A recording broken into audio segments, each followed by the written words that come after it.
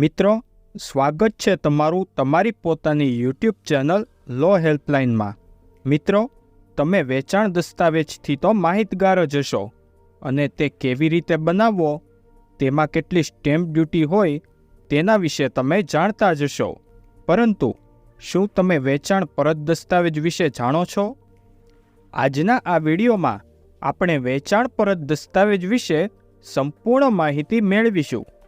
તો આ વિડીયોને અંત સુધી જોજો અને વિડીયો પસંદ આવે તો લાઈક અને શેર કરવાનું ન ભૂલતા, જેથી આવી અગત્યની માહિતી તમને મળતી રહે।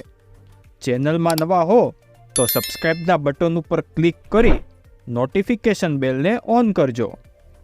જ્યારે આપણે કોઈ વેચાણ દસ્તાવેજ કરાવી લીધેલ હોય અને કોઈ વાર તે સોદો રદ થાય અથવા તો તે જમીનના અથવા તો ખાતેદારના ટાઇટલના હિસાબે તેવી કોઈ જમીનની એન્ટ્રી તમારા નામે પડી શકે તેમ ન હોય તો તેવી પરિસ્થિતિમાં વેચાણ પરત દસ્તાવેજ કરવો પડે છે।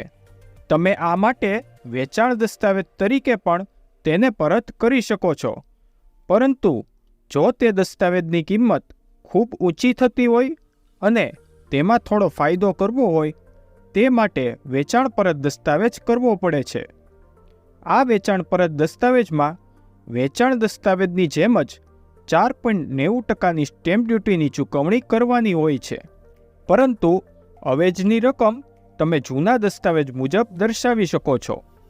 એટલે કે જો તમે વેચાણ દસ્તાવેજ કરતી વખતે તે દસ્તાવેજ 50,000 રૂપિયાનો બનાવ્યો હોય અને હવે જો તેનો વેચાણ પરત દસ્તાવેજ કરવાનો થાય તો તેમાં 50,000 રૂપિયાના 4.90% લેખે જ સ્ટેમ્પ ડ્યુટી ભરવાની રહેશે।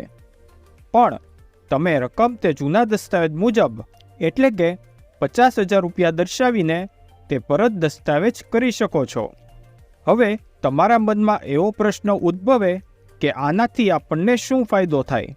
તો મિત્રો, અત્યારે જંત્રી ડબલ થઈ ગયેલ છે અને માની લો કે તમારા કોઈ વડીલે કોઈ જમીન વર્ષ 1999માં વેચાણથી રાખેલ હોય અને તે સમયે ₹50,000ની અવેજની રકમ દર્શાવેલ હોય, પરંતુ તે જમીનની એન્ટ્રી પડાવેલ ન હોય અને હાલ આજના સમયે તે જમીન હજુ વેચનારના નામે જ 7/12માં ચાલતી હોય અને કોઈ કારણોસર ટાઇટલ ક્લિયરના હિસાબે તે જમીન તમારા કોઈ વડીલના નામે 7/12માં ચડી શકે તેમ ન હોય, તો તેવા સમયે જંત્રી ડબલ થઈ જવાના કારણે આજે તે જમીનની રકમ ખૂબ જ વધારે થઈ જાય છે।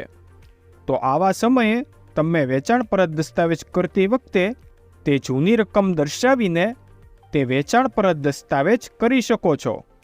વેચાણ પરત દસ્તાવેજ વેચાણ દસ્તાવેજની જેમ જ સબ રજિસ્ટ્રાર કચેરીમાં નોંધવામાં આવે છે અને મિત્રો, થોડી રકમ બચાવવા માટે તમે આ દસ્તાવેજ ન કરાવો તે ભવિષ્યમાં તમને ખૂબ જ મોટું નુકસાન સહન કરવું પડે છે, માટે આ દસ્તાવેજ કરવો ખૂબ જ અગત્યનો હોય છે।